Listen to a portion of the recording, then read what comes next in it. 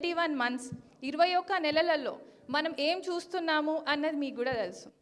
And especially మన కరీంనగర్ని చూసుకుంటే last 10-12 సంవత్సరాల్లో ఉన్న అభివృద్ధి ఎక్కడ, లాస్ట్ 21 నెలలలో ఉన్న అభివృద్ధి ఎక్కడ అన్నది కూడా మనకు తెలుస్తుంది. ఇంతవరకు ఒక్క డెవలప్మెంట్ ప్రోగ్రామ్కి కూడా ఒక కొబ్బరికాయ కూడా కొట్టలేదు, అట్లా ఉంది. ఎందుకంటే ఫండ్స్ కూడా రిలీజ్ అవ్వట్లేవు.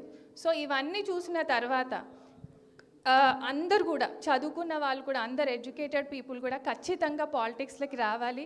అండ్ బీఆర్ఎస్తోనే అభివృద్ధి సాధ్యం అవుతుంది అని ఒకసారి అది అందరికీ అర్థం అవుతుంది ఆల్రెడీ. సో అందుకోసమనే నేను బీఆర్ఎస్ పార్టీని ఎంచుకున్నాను అండ్ ఇందులో జాయిన్ అవ్వడానికి కూడా వచ్చాను. అందరు అదే అడుగుతున్నారు, ఎందుకు ఇప్పుడు ఈ టైంలో ఎవరు ఎక్కువ జాయిన్ అవ్వరు, మీరు ఎందుకు జాయిన్ అవుతున్నారు అని. ఎందుకంటే అందరికీ అర్థమవుతుంది స్టేట్ ఎక్కడి నుంచి ఎక్కడికి పడిపోతుంది అన్నది.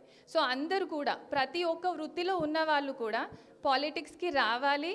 అండ్ స్టేట్ డెవలప్మెంట్ అన్నది not only in politicians hands, ఒక రాజకీయ నాయకులు లీడర్స్ దగ్గరనే కాదు, ప్రతి ఒక్క వృత్తిలో ఉన్న వాళ్ళు కూడా వాళ్ళ రాష్ట్రం అభివృద్ధిని వాళ్ళ బాధ్యతగా తీసుకున్నప్పుడే అది ముందుకు వస్తుంది.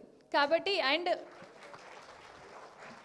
అండ్ బీఆర్ఎస్ పార్టీతోనే మనకి అభివృద్ధి వచ్చింది అన్నది మన అందరికీ తెలుసు.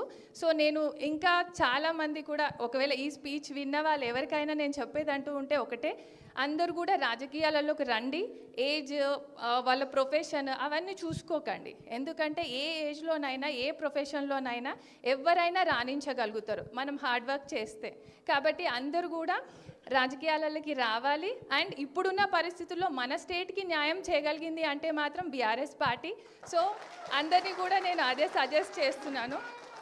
Thank you very much. జై తెలంగాణ. థ్యాంక్ యూ అమ్మ, చాలా గొప్ప విషయాలు చెప్పడం జరిగింది.